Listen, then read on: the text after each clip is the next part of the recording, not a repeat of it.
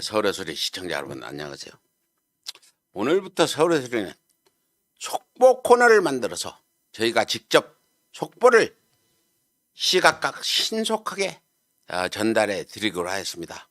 먼저 오늘 첫 번째 속보 소식은 박범계 법무부 장관이 한명숙 전 국무총리의 정치자금 사건 재판 과정에서 검찰이 재소자들을 불러 유증을 시켰다는 의혹과 관련해 오늘 오후 수사지휘권을 내렸다는 반가운 소식이 나왔습니다.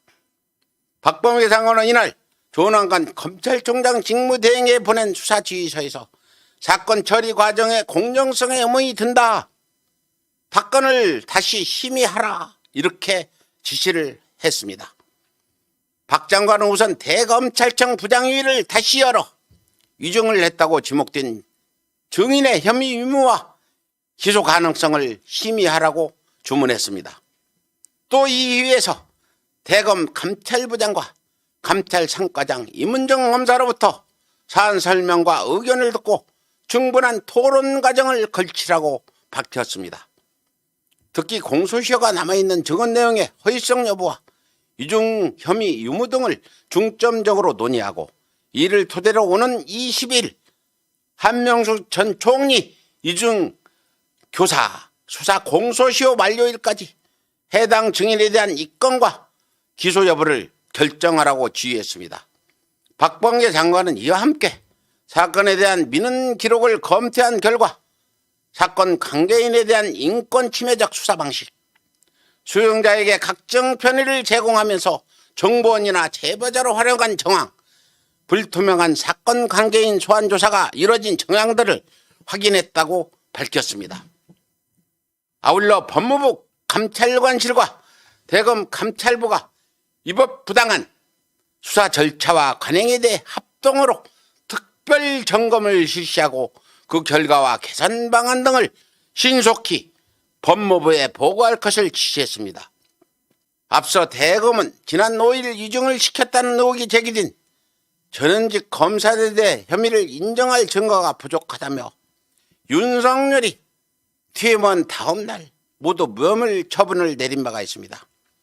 또 당시 재판에서 위증했다고 지목된 김모 씨 등 2명에 대해서도 같은 판단을 내리고 무혐의 처분을 했습니다. 앞으로 언론은 추미애 전 법무부 장관의 수사지휘권 발동 사례를 들며 갈등 국면으로 접어들 것이라고 박범계 장관의 수사지휘권을 폄훼하고 지면을 장식할 것으로 예측이 됩니다. 벌써 한국경제 같은 신문은 법무부 또 수사지휘권 발동 한명숙 구하기냐 이런 식의 제목의 기사들을 보도하고 있습니다. 하지만 룸사롱 술접대 검사, 무혐의 처리 등 그동안의 윤석열 검찰의 무리수 행보들은 당연히 국민들에게 비판받아 마땅하고 모해 위증 교사의 실체를 들어봐야 한다는 지적이 제기되고 있습니다. 그동안 임은정 검사가 몇 달간 들여다본 방대한 자료들을 싹 무시하고 대검은 단 3일 만에 이 사건을 덮어버렸습니다. 윤석열 검찰이 내세우는 공정하고 정의로운 모습과는 거리가 먼 행태를 보여왔습니다.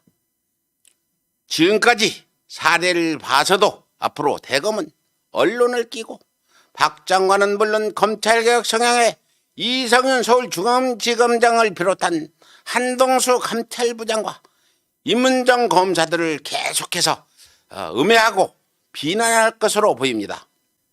최근 들어 윤석열을 추종하는 일부 검사와 법세련 같은 축골 시민단체가 임은정 검사를 비난하고 임은정 검사에 대해 중징계를 해야 한다고 주장하는 이런 상황에서 과연 조남관 차장이 검찰총장 직무를 대행하는 검찰이 박범계 장관의 수사지휘권을 어떤 식으로 대처해 나가는지 우리 촛불 시민들은 관심을 가지고 눈여겨봐야 할 것입니다.